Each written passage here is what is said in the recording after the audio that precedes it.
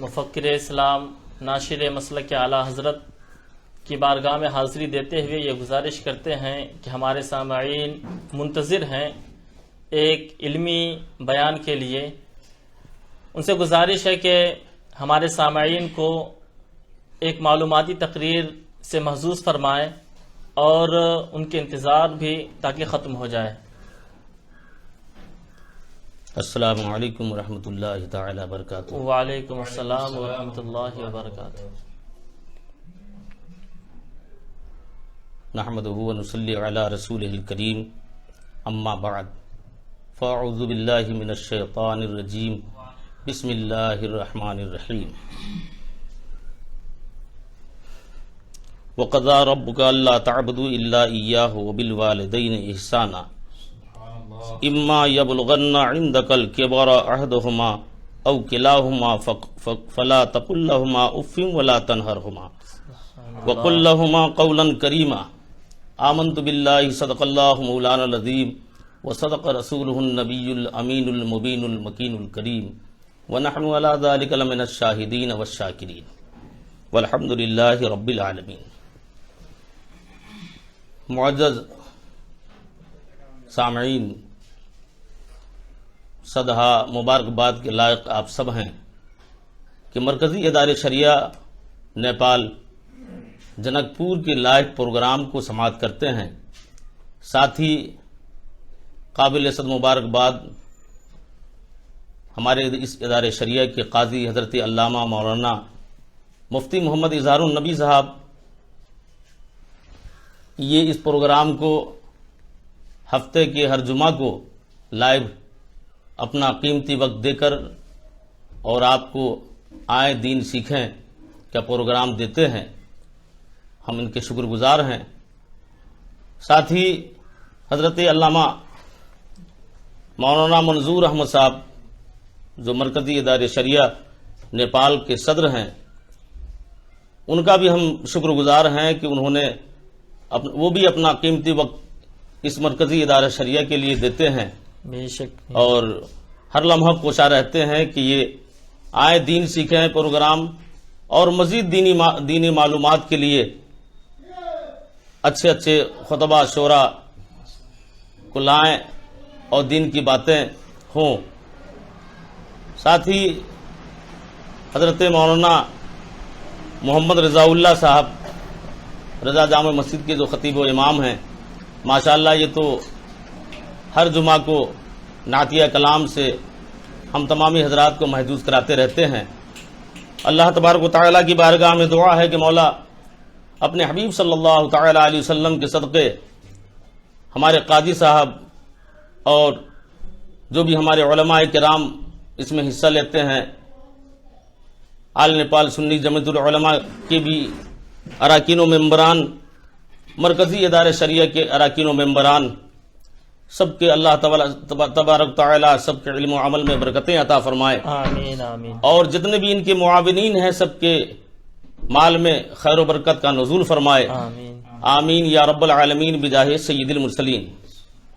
آج میرے آنے کا اس پروگرام میں ہمارے صدر مرکزی ادارے شریعہ کے صدر حضرت علامہ منظور صاحب، ان کا حکم ہوا کہ 10 منٹ کے لیے بھی کم سے کم اپنا وقت دیں. عظمت والدین کے تعلق سے انہوں نے پہلے ہی اس کا انتخاب کر دیا تھا کہ اس موضوع پر ہی 10 منٹ آپ کو گفتگو کرنی ہے. تو ہم آج آپ کے سامنے اسی کے تعلق سے کچھ عرض کرنے کی ضرورت پیش کروں گا. جس میں آیت کریمہ کی ہم نے تلاوت کرنے کا شرف حاصل کیا، اس کے آئیے ہم اس پہ ترجمہ اور مزید گفتگو سے پیشتر اپنے آقا و مولا جناب احمد مصطفیٰ محمد مصطفیٰ صلی اللہ تعالی علیہ وسلم کی بارگاہ علی جاہ میں ہدیہ درود پاک پیش کریں. اللہم صلی علی سیدنا مولانا محمد وعلی آل سیدنا مولانا محمد معدن الجود والکرم بارک وسلم صلاۃ و سلام علیک یا رسول اللہ صلی اللہ تعالی علیہ وسلم. اللہ تبارک و تعالیٰ کا فرمان عالی شان ہے، وَقَضَىٰ رَبُّكَ أَلَّا تَعْبُدُوا إِلَّا إِيَّاهُ، اور تمہارے رب نے حکم فرمایا کہ اس کے سوا کسی کی عبادت نہ کرو، اس کے سوا کسی کی عبادت نہ کرو. وَبِالْوَالِدَيْنِ إِحْسَانًا، اور یہ بھی حکم فرمایا کہ اپنے ماں باپ کے ساتھ حسن سلوک کرو. اما یبلغن عندک الکبر احدہما، اور ماں باپ کے ساتھ اچھا سلوک جہاں کرنے کی باتیں، اگر تیرے سامنے ان میں سے کوئی ایک یا دونوں کے دونوں بڑھاپے کو پہنچ جائے تو ان سے اف تک نہ کہو، فلا تقل لہما اف، تو ان سے اف نہ کہو اور انہیں جھڑکنا بھی نہیں، ان کے ساتھ خوبصورت لب و لہجے میں گفتگو کرو۔ یہ قرآن پاک کا حکم ہے، اللہ تبارک و تعالیٰ نے ارشاد فرمایا۔ یقینی بات ہے کہ ماں باپ ایک عظیم نعمت ہے، ایک بہترین سرمایہ ہے، ایک بہتر دولت ہے، جسے ہم آج ہمارے معاشرے میں، ہمارے ماحول میں، ہمارے احباب کچھ تو ایسے ہیں جن کے قدر کو جانتے ہیں، کچھ جانتے بھی انجان بن جاتے ہیں، جبکہ اللہ کے رسول صلی اللہ تعالی علیہ وسلم، حضرت ابو ہریرہ رضی اللہ تعالیٰ عنہ، آپ سے روایت ہے کہ اللہ کے رسول صلی اللہ تعالی علیہ وسلم نے فرمایا کہ وہ شخص، اس شخص کا ناک خاک آلود ہو جائے، پھر آپ نے فرمایا کہ ناک خاک آلود ہو جائے، پھر آپ نے فرمایا کہ ناک خاک آلود ہو جائے۔ صحابہ رسول نے پوچھا یا رسول اللہ وہ کون ہے جس کی ناک خاک آلود ہو جائے؟ اللہ کے رسول صلی اللہ تعالی علیہ وسلم نے ارشاد فرمایا کہ وہ جو اپنے والدین کو پائے اور ان کے ساتھ حسن سلوک نہ کرے، جو اپنے ماں باپ کے ساتھ حسن سلوک نہ کرے۔ تو یہ ماں باپ کے عظمت اور مقام کا علم ہے، ساتھ ہی ان کی عظمت و مقام کا کیا کہنا۔ آقا صلی اللہ تعالی علیہ وسلم کی بارگاہ عالی جاہ میں ایک شخص حاضر آیا، کہا یا رسول اللہ میں نے اپنے ماں کو 9 مرتبہ کاندھے پر بٹھا کر حج کرایا، میرے آقا کیا میری ماں کا حق مجھ سے ادا ہو گیا؟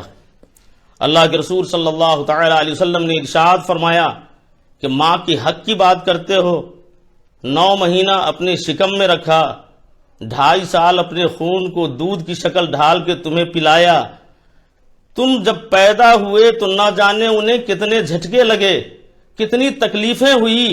اللہ کے رسول صلی اللہ تعالی علیہ وسلم نے ارشاد فرمایا کہ کاندھے پر بٹھا کر 9 مرتبہ خانہ کعبے کا طواف کرایا، صفا مروہ کی سعی کرائی، حج کے ارکان تم نے ادا کرائے، تو سو کہتے ہو کہ میں حق ادا ہوا۔ حق تو بڑی بات ہے، تمہارے پیدائش کے وقت جو انہیں کئی جھٹکے لگے، ان جھٹکوں میں سے ایک جھٹکے کا بھی حق ادا نہ ہوا۔ سبحان اللہ، کیا مقام ہے ایک ماں کا، کتنی بڑی عظمت ہے ماں کی۔ ایک اور اعرابی نبی پاک صلی اللہ علیہ وسلم کے بارگاہ عالی جاہ میں حاضر آیا، کہا یا رسول اللہ صلی اللہ تعالی علیہ وسلم بچپن کا زمانہ تھا، یا رسول اللہ میں نے منت مانی کہ اگر میرا کام ہو جائے گا تو میں خانہ کعبے کا طواف کروں گا۔ ذرا دیکھیے ماں کی عظمت کا علم۔ اللہ کے رسول صلی اللہ تعالی علیہ وسلم نے فرمایا کافر، جب منت تیری پوری ہو گئی تو منت پوری کرو، جا کے خانہ کعبہ کی طواف کرو۔ کہا یا رسول اللہ غربت نے اتنا تنگ کر رکھا ہے کہ اثاثہ نہیں کہ میں خانہ کعبے تک پہنچ سکوں۔ اللہ کے رسول صلی اللہ علیہ وسلم نے ارشاد فرمایا اگر ایسی ہی پریشانی ہے تو اپنے گھر چلے جاؤ اور ماں کے قدم کو چوم لو، تمہاری منت پوری ہو جائے گی۔ سبحان اللہ، سبحان اللہ۔ دیکھیے ماں کا مقام ذرا دیکھیے، ماں کے قدم کو چوم لو، منت پوری ہو جائے گی۔ پھر وہ شخص کہتا ہے یا رسول اللہ میری ماں تو دنیا سے رخصت ہو گئی، ماں حیات سے ہے نہیں، میں کس کے قدم کو چوموں؟ اللہ کے رسول صلی اللہ علیہ وسلم نے ارشاد فرمایا کہ جا ماں کے قبرستان چلا جا، ماں کے قبر کو چوم لے، تیری منت پوری ہو جائے گی۔ سبحان اللہ۔ پھر اس شخص نے کہا یا رسول اللہ بچپن کا زمانہ تھا، ماں میری انتقال کر گئی، پتہ نہیں ہے کہ میری ماں کا قبر کون سا ہے۔ اللہ کے رسول صلی اللہ تعالی علیہ وسلم نے ارشاد فرمایا کہ قبرستان چلا جا، جس قبرستان میں تیری ماں مدفون ہے، کسی بھی قبر کو ماں کا قبر تصور کر کے اور اسے چوم لے، تیری منت پوری ہو جائے گی۔ سبحان اللہ، ماں کی عظمت کو ذرا دیکھیے۔ پھر وہ شخص کہتا ہے یا رسول اللہ مجھے یہ بھی خبر نہیں ہے کہ میری ماں کس قبر میں اس کا قبر ہے، کس قبرستان میں اس کا مدفن ہے جس میں جاؤں میں اور اسے چوم لوں۔ اللہ کے رسول صلی اللہ علیہ وسلم نے ارشاد فرمایا تمہیں اگر یہ پتہ نہیں ہے تو اپنے گھر چلا جا، سبحان اللہ کہیے، اپنے گھر چلا جا اللہ اور ایک خط کھینچ دے اور اس خط کو ماں کا قبر تصور کر کے اسے چوم لے، تمہاری منت پوری ہو جائے گی. سبحان اللہ. اللہ کے رسول صلی اللہ تعالی علیہ وسلم نے کتنا اونچا مقام ماں کے بارے میں، اور پھر حضرت ابو ہریرہ ہی کی یہ روایت ہے کہ پوچھا کہ میرے اوپر سب سے بڑا حق کس کا ہے؟ تو آقا صلی اللہ علیہ وسلم نے فرمایا ماں کا. پھر فرمایا کس کا ہے؟ کہا ماں کا. پھر فرمایا کس کا ہے؟ کہا ماں کا. جب چوتھی مرتبہ کہا یا رسول اللہ کس کا ہے؟ تو کہا باپ کا. ماں کی عظمت، ماں باپ بڑی اونچی چیز ہے، بہت اونچا مقام ہے ان کا. اور ان کی دعاؤں کا عالم تو یہ ہے کہ بہت مشہور واقعہ ہے حضرت موسیٰ علیہ السلام کے بارے میں کہ حضرت موسیٰ علیہ السلام نے اللہ تبارک و تعالیٰ کی بارگاہ ہم کلام ہوتے وقت کہا تھا پروردگارہ جنت میں میرا ساتھی کون؟ تو اللہ تبارک و تعالیٰ نے ارشاد فرمایا کہ جنت میں جو تمہارا ساتھی ہے کیا تو اسے ملنا چاہتا؟ کہا ہاں مولا، اگر تو اسے بتا دے، ملا دے تو تیرا ہزارہ شکر ہوگا. حضرت موسیٰ علیہ السلام کو یہ آواز آئی کہ فلاں مقام پہ قصاب ہے، وہ تمہارا جنت کا ساتھی ہے. جنت کا ساتھی وہ قصاب ہے. حضرت موسیٰ علیہ السلام اللہ کے نبی ہے، وہ سوچنے لگے کہ ایک قصاب اور وہ میرا جنت کا ساتھی کیسے ہو سکتا ہے. لیکن اللہ کا فضل ہے، جسے چاہے وہ نوازے، مگر وہ اس حقیقت کو وہ جاننا چاہا. وہ اس حقیقت کو جاننا چاہ رہے تھے. حضرت موسیٰ علیہ السلام اس قصاب کے اندر کون سا ایسا نیک اعمال ہے، کون سی ایسی خوبی ہے جس خوبی کی تلاش میں نکلے. پتہ لگاتے ہوئے اس قصاب کے یہاں پہنچے. شام کا وقت ہوا. قصاب سے کہا کہ دیکھو آج میں تمہارے یہاں قیام کروں گا. قصاب نے کہا اچھی بات ہے. حضرت موسیٰ علیہ السلام قصاب کے یہاں قیام پذیر ہونے کے لیے ٹھہر گئے. قصاب اپنے گوشت کا کاروبار جو تھا اس کا گوشت کا کاروبار کرتا رہا. جب وقت آیا دکان بند کرنے کا وہ چلا، اپنے گھر گیا، کھانا بنایا. کھانا بنانے کے بعد لقمہ شوربے اور روٹی کا منہ میں رکھا. اس کو منہ میں رکھ کر اسے چبا کر پھر ایک بوڑھی ضعیف کمزور ماں تھی جس ماں کے منہ میں ڈالا کرتا ہوا حضرت موسیٰ علیہ السلام نے دیکھا. جب ماں اسے نگلتی تھی، کھا لیا، ماں کا منہ دھلا دیا، تو ماں کی زبان سے جو دعا نکلی وہ دعا تھی کہ اے اللہ، میرے بیٹے نے میری ایسی خدمت کی، اس خدمت کا صلہ تو میرے بیٹے کو یہ عطا فرما کہ کل قیامت کے بعد جو جنت ملے تو مولا تنہا میرے بیٹے کو جنت میں نہ رکھنا، بلکہ میرے بیٹے کو جنت میں ساتھی اپنے نبی کلیم حضرت موسیٰ علیہ السلام کا ساتھی بنا دینا. سبحان اللہ. یہ ماں کی. حضرت موسیٰ علیہ السلام نے جب یہ سنا، اس ضعیفہ، کمزور، ناتواں، نحیف، منہ میں دانت بھی نہیں، ایسی ماں کی جب زبان کی نکلی ہوئی بولی کو سنا تو سننے کے بعد دل اشش کرنے لگا. کہا کہ اس کا کوئی اور نیکی تو نہیں ہے، بس یہی نیکی ہے کہ اس ضعیف کمزور ماں کی زبان سے جو دل سے دعا نکل رہی ہے، اللہ تعالیٰ نے اس کی دعا کو قبول فرما لیا ہے، اور کل اسی دعا کی بدولت یہ قصاب جنت میں میرا ساتھی بنے. سبحان اللہ سبحان اللہ. وبالوالدین احسانہ جو قرآن پاک میں آیا کہ ماں باپ کے ساتھ حسن سلوک کرو. اللہ تبارک و تعالیٰ کی بارگاہ میں دعا ہے کہ مولا اپنے حبیب صلی اللہ تعالیٰ علیہ وسلم کے صدقے، وہ ختم ہو گیا، اپنے حبیب صلی اللہ تعالیٰ علیہ وسلم کے صدقے ہمیں آپ کو اپنے ماں باپ کی عزت و عظمت کی توفیق عطا فرمائے. آج بڑی بے باکی کے ساتھ ہمارے نوجوان اپنے ماں باپ کو گالی، فحش کلام بھی بول دیا کرتے. حالانکہ یہ فحش کلام ہی جانتے ہیں. صحابہ رسول نے پوچھا تھا یا رسول اللہ لوگ اپنے ماں باپ کو کیسے گالی دیتے ہیں؟ کہا تم اپنے ماں باپ کو خود گالی بکتے ہو. کہا وہ کیسے یا رسول اللہ؟ کہا جب تم دوسرے کے ماں باپ کو گالی دیتے ہو تو وہ گالی پلٹ کے تمہارے ماں باپ کو آتی ہے.